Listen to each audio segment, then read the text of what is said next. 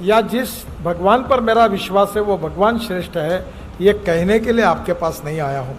कि जिस धर्म पर आपका विश्वास है, जिस भगवान पर आपको विश्वास है, उसी से ही अंततोगत्वा हम सब एक ही जगह पहुँचने वाले हैं। आकाशात पतितम तोयम यथा गच्छति सागरम सर्वदेव नमस्कारः केशवम प्रति गच्छति। हमारी भारतीय संस्कृति की ये विशेषता है कि स्वामी विवेकानंद जी जब अमेरिका में शिकागो की धर्म परिषद में उनका भाषण हुआ था, तब उन्होंने बहुत अच्छी बात कही थी। उन्होंने ये कहा था कि मैं अपना धर्म श्रेष्ठ है, या जिस भगवान पर मेरा विश्वास है वो भगवान श्रेष्ठ है, ये कहने के लिए आपके पास नहीं आया हूँ। मैं आपको ये कहने के लिए आया हूँ कि जिस धर्म पर आपका विश्वास है, जिस भगवान पर आपको विश्वास है, उसी से ही अंततोगत्वा हम सब एक ही जगह पहुंचने वाले हैं। मैं अक्सर याद करता हूं कि संस्कृत का एक जो सुभाषित है वो हमारे लिए बहुत अच्छा है। उस संस्कृत सुभाषित में कहा गया था, आकाशात पतितम तोयम यथा गच्छति सागरम सर्वदेव नमस्कारः केशवम प्रति गच्छति। उसमें एक मराठी कवि ने उसका सुंदर अनुवाद किया है, और अनुवाद ये था कि पडे खाल तीजे नभातून पाणी जसे सागरा तेच मिळून जाई नमस्कार कोण्याही देवास केला परी शेवटी तो पोहोचतो केशवाला। ये जो आध्यात्मिक और दार्शनिक सिद्धांत है, जिसका संबंध हमारी भारतीय संस्कृति और इतिहास और विरासत के साथ है, उसकी आज पूरी दुनिया में एक प्रकार से इतनी बड़ी डिमांड है कि हम समझ नहीं पाते। हमारे देश में हम इनको नहीं समझ पाते। मुझे ब्रिटिश पार्लियामेंट में भाषण करने का मौका मिला था, और ये मेरे जीवन का एक बहुत अच्छा अनुभव था कि उसके बाद में जब मैं प्रधानमंत्री जी के यहाँ चाय पीने के लिए गया ब्रिटिश, और फिर फॉरेन मिनिस्टर के साथ बैठा था, तो उन्होंने मुझे एक प्रश्न पूछा, और प्रश्न यही पूछा था कि आपके देश की सबसे बड़ी समस्या कौन सी है। तो मैंने सहज रूप से कहा कि गरीबी, भुखमरी और बेरोजगारी हमारी सबसे बड़ी समस्या है। मेरी जवाब के बाद मैंने उनको उल्टा सवाल पूछा कि आपकी सबसे बड़ी समस्या कौन सी है। तो उन्होंने कहा, हमारी सबसे बड़ी समस्या ये है कि हमारी यंग बेटे और बेटियां, हमारी प्रॉब्लम यह है कि वो शादी नहीं करती, लिविंग रिलेशनशिप में रहती है, और जिसके कारण हमारी परिवार व्यवस्था पूरी तरह उद्ध्वस्त होने के कगार पर खड़ी है। बाद में उन्होंने मुझे ये प्रश्न पूछा कि क्या हिंदुस्तान में गरीबी होने के बाद ये समस्या नहीं है। तो मैंने उसका जवाब दिया कि ये नहीं के बराबर है। तो उन्होंने मुझे पूछा कि यह कैसे संभव है। तब मैंने उनको ये कहा कि हम गरीब जरूर हैं, पर हमारी भारतीय संस्कृति और इतिहास और विरासत और जो आध्यात्मिक और दार्शनिक सिद्धांतों के आधार पर जो बचपन से हमारे मन के ऊपर, व्यक्तित्व के ऊपर जो संस्कार होते हैं, वो मूल्याधिष्ठित है, वैल्यू बेस है।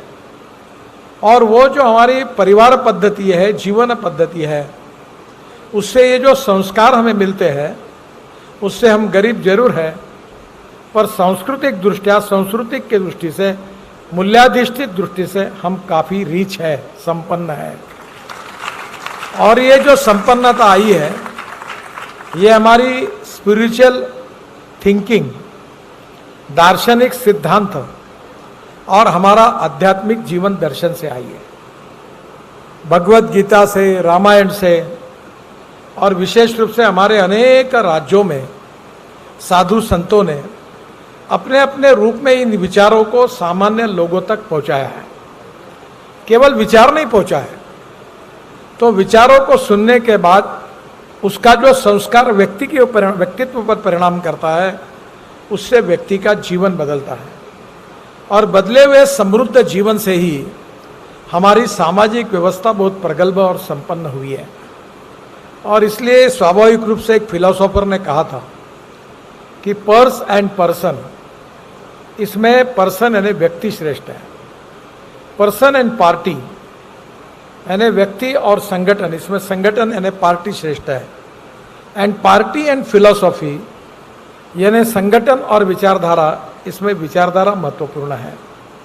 अब विचारधारा जो होती है वो स्वाभाविक रूप से समझने के लिए हमें हमारी क्षमता भी बढ़ानी पड़ती है, क्योंकि दार्शनिक सिद्धांत, आध्यात्मिक सिद्धांत, जिसका परम आदरणीय गुरु जी ने सूक्ष्म चिंतन के रूप में, सूक्ष्म तत्व के रूप में जो नॉलेज दिया हुआ है, उसका मैं कोई अधिकारी व्यक्ति नहीं हूँ।